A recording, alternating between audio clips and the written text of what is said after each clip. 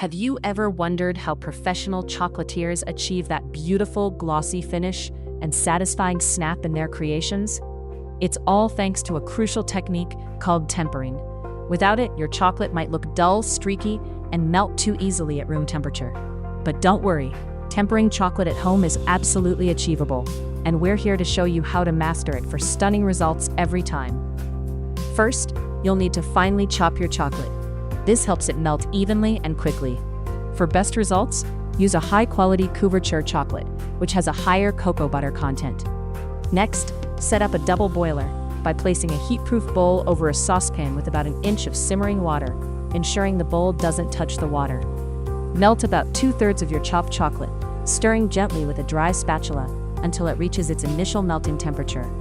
For dark chocolate, aim for 115 to 120 degrees Fahrenheit, which is about 46 to 49 degrees Celsius. For milk or white chocolate, target 105 to 110 degrees Fahrenheit, about 40 to 43 degrees Celsius. Once your chocolate has reached its initial melting temperature, remove the bowl from the heat. Now, it's time to seed your chocolate. Add the remaining 1/3 of your finely chopped, untempered chocolate. This is your seed chocolate. To the melted chocolate, stir continuously and vigorously. The stable crystals in the seed chocolate will encourage the melted chocolate to form the desired stable beta crystals as it cools. Keep stirring until the chocolate cools down significantly. For dark chocolate, you're aiming for 84 to 86 degrees Fahrenheit, about 29 to 30 degrees Celsius. For milk or white chocolate, cool it to 82 to 84 degrees Fahrenheit, 28 to 29 degrees Celsius. This cooling phase is crucial for forming those stable crystals. If you notice any stubborn chunks of seed chocolate, continue stirring until they fully melt into the mixture. Finally, it's time to gently rewarm your chocolate to its ideal working temperature. Place the bowl back over the turned-off double boiler for just a few seconds, or use very short bursts in the microwave at a low power setting.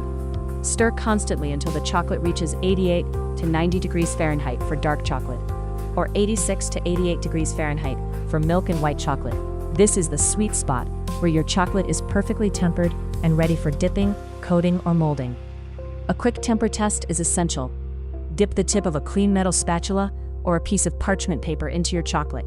Let it sit at room temperature for 3 to 5 minutes. If it's properly tempered, it will set quickly, be smooth, shiny, and snap cleanly. If it's dull, streaky, or takes too long to harden, it's not in temper, and you might need to adjust the temperature or retemper. Always use a reliable digital thermometer, and remember, even a single drop of water can cause chocolate to seize, so keep all your equipment completely dry. Start learning today at Sikho.ai.